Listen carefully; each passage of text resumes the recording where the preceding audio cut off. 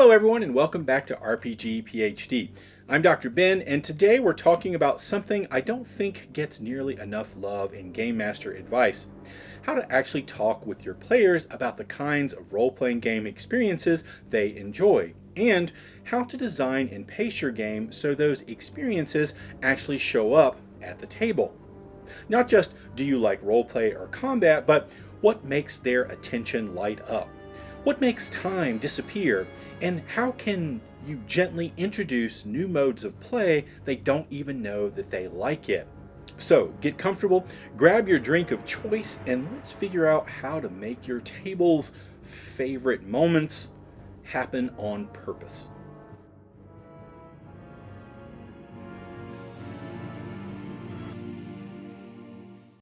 I want to approach this from two angles at once. One is about communication and taste, how to figure out what your group genuinely wants from a game. The other is about gameplay itself, pacing, silence, spectacle, and information density. Because preferences don't exist in a vacuum. People decide what they like based on when their attention feels engaged and rewarded. Attention is rhythmic before it's rational.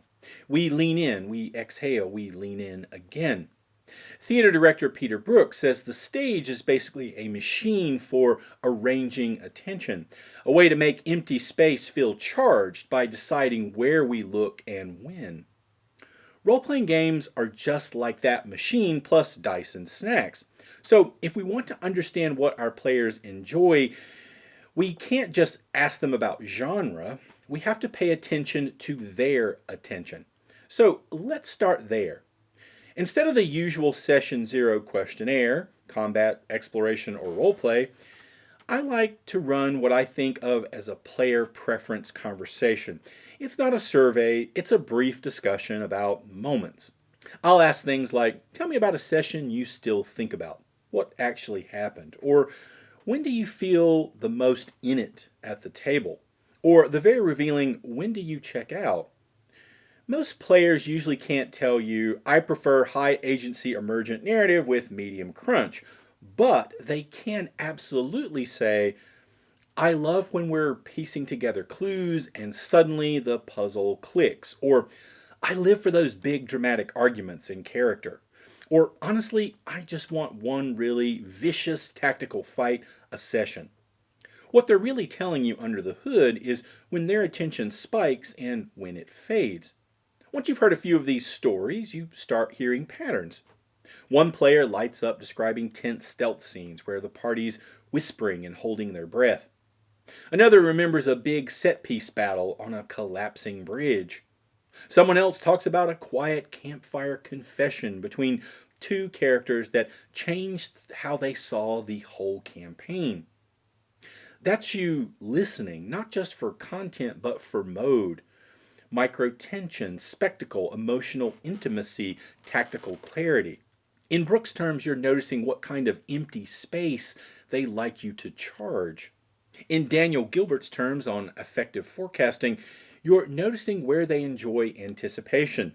Those moments where the brain leans forward, predicting and waiting for a payoff, and they get a little reward for doing so. From there, I like to make the conversation a little more visual.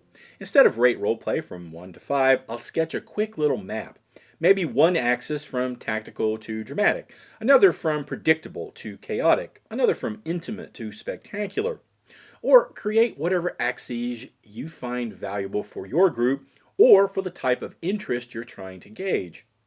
Then I'll hand the players the metaphorical marker and say, show me your comfort zone. Where do you live as a player? And then mark one place on this map you're curious about but haven't really tried.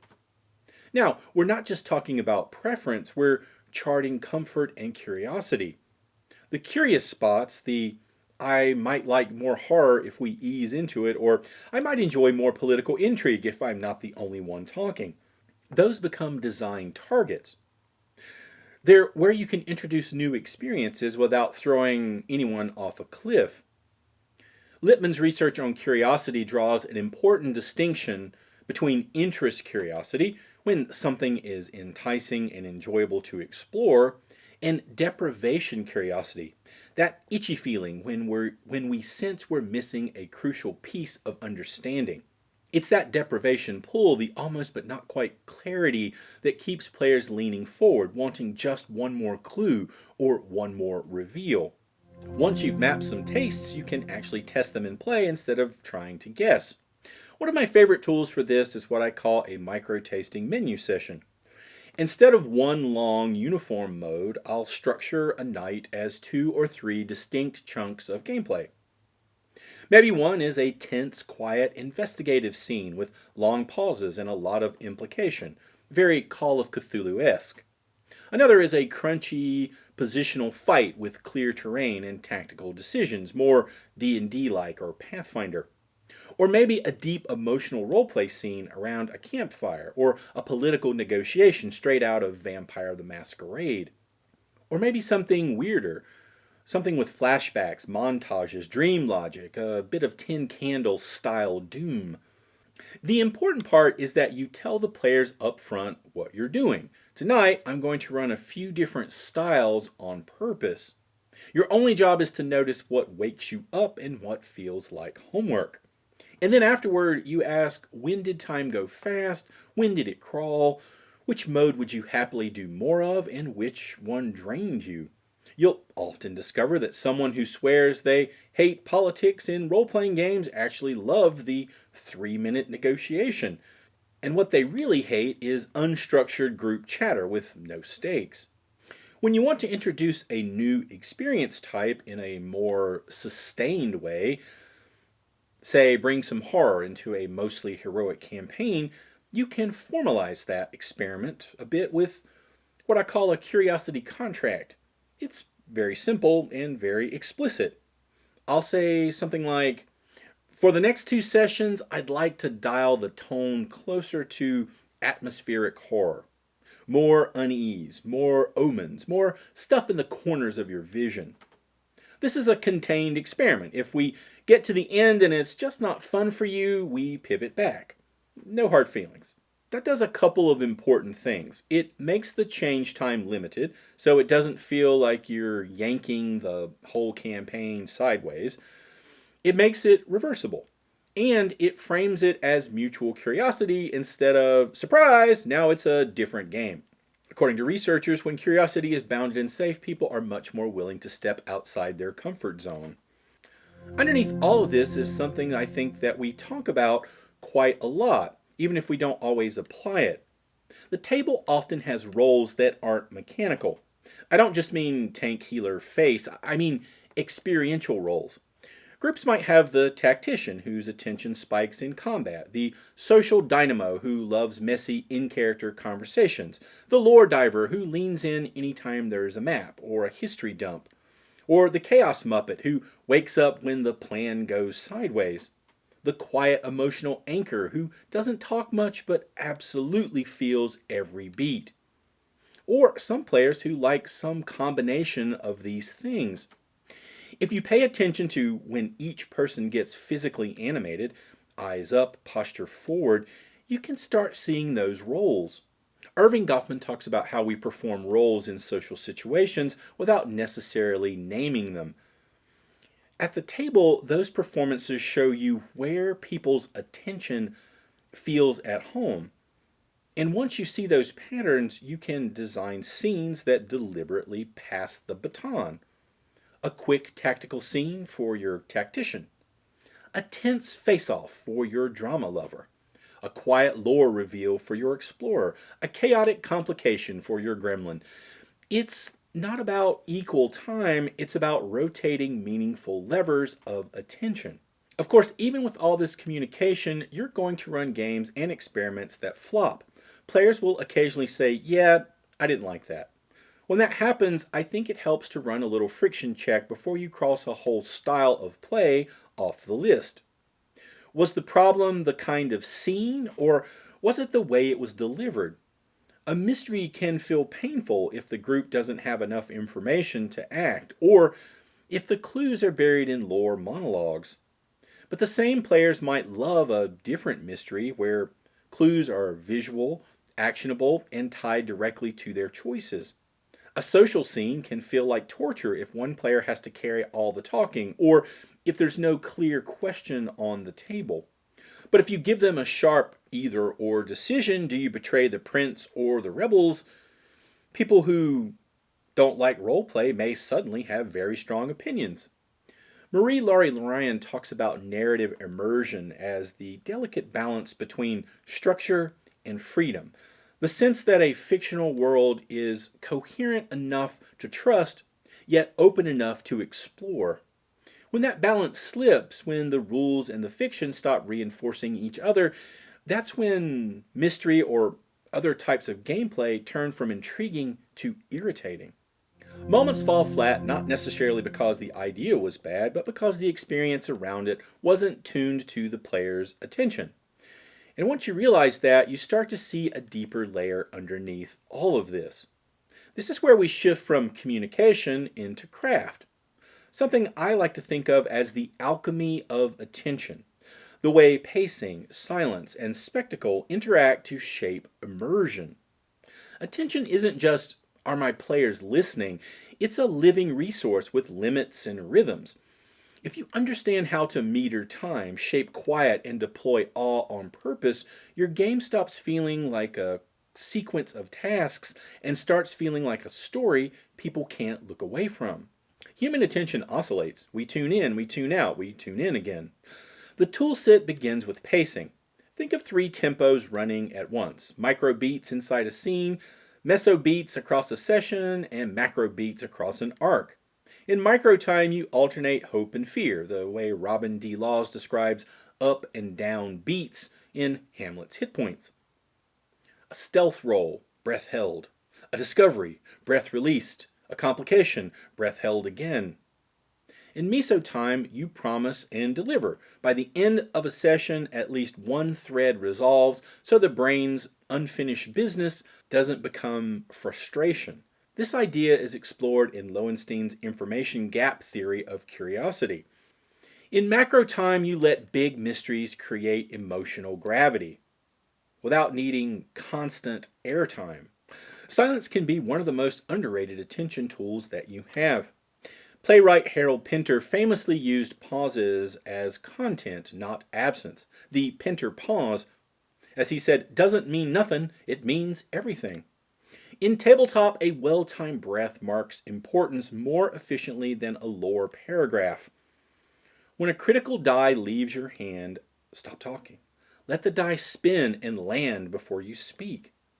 That half second or 2 seconds of quiet is an orienting cue that tells the nervous system to pay attention. In Alien the RPG, when the motion tracker pulses once, then stops, narrate the blip and then leave the table in the hum of the ship's ventilation. Let them invent their own terrors. In Mothership, when the lights flicker in the medbay, resist the instinct to rush. Give the quiet time to curdle. Silence is emotional punctuation. Use it the way a composer uses rests. Spectacle is the spice, not the stew. Big reveals, set-piece combats, radiant spell effects, these are attentional fireworks, but fireworks lose power if they never stop. Psychologist Daniel Berlyne showed that arousal and attention follow an inverted U curve. Too little novelty bores, too much overwhelms. Practically, that means you treat spectacle like a rationed resource. In D&D, don't let every fight be a boss arena. Save environmental transformation, music stings, or elaborate terrain for scenes you want burned into memory. In Blades in the Dark, reveal a city-scale consequence only when a clock completes. You're telling the table, this is a hinge, and you anchor that signal with sensory punch. Spectacle amplifies what pacing and silence already framed. Anticipation is pleasurable, so build it on purpose. Music theorist David Huron argues that the body rewards well-timed expectations. The sweetness is in the wait as much as the payoff. At the table, this translates into visible signals with delayed resolutions. A door with 4 turning gears, a ritual that needs 3 components, a progress clock labeled only "the door opens." Each time the party earns a gear, a component, a tick, Their nervous systems gets a small anticipatory reward even before the reveal. In Vampire the Masquerade, foreshadow a political betrayal with 3 social tells over 2 sessions, not one expositional dump. An offhand remark, a missing ghoul, a favor that's too cheap. By the time the betrayal lands, minds and bodies are primed for it. Immersion is a psychological event. Story is also a pattern machine. Give it breathable patterns. Janet Murray argues that narratives work best when the underlying rules and the fictional world reinforce each other, when system and story form a single, coherent experience. Attention thrives in that scene where mechanics and meaning line up instead of fighting for dominance. That means your mechanical cadence needs to rhyme with your narrative cadence. In Alien the RPG, stress dice escalate tension mechanically. Pace your description so the fiction accelerates when stress escalates. Clipped sentences, sharper cuts, less table chatter. In Warhammer Fantasy Roleplay, when corruption risks rise, slow down instead, linger on sensory rot, make time feel heavy. Stanislavski's tempo rhythm principle applies here. Tune the speed and weight of your delivery to the inner action. Design your information density like pacing, not like a buffet. Cognitive load theory reminds us that too many elements at once shatter comprehension. That lore speech you love, cut it into 3 revelations paid for by 3 different actions. In Eberron, don't lecture about the last war, let players discover it with choices. Interrogating the veteran, that's one piece of information. Examining a lightning rail schematic, another. And then reading a treaty clause. Game scholar Brian Upton argues that play is built from meaningful choices, actions that connect theme, system, and consequence. Spectacle lands best when it reinforces those deeper meanings. So, make your big moments say something, and players' attention will fuse to them like steel to a magnet. But what happens when attention dips? You've all felt it, the glaze, the phone, the slump. Don't scold, shift the state. Snap to a faster micro tempo with a cutaway. Meanwhile, on the roof. Or drop into guided silence. Hold on, everyone just listen for a second. Then deliver 3 crisp sensory details and a clear handle. A smell, a texture, a face, and 1 actionable fork. Attention returns to motion. A note on fairness and attention. There's a myth that equal time equals equal engagement. It's not time, it's salience. If a quieter player gets a 30-second choice that actually bends the fiction, they feel more immersed than after a 5-minute monologue that changes nothing.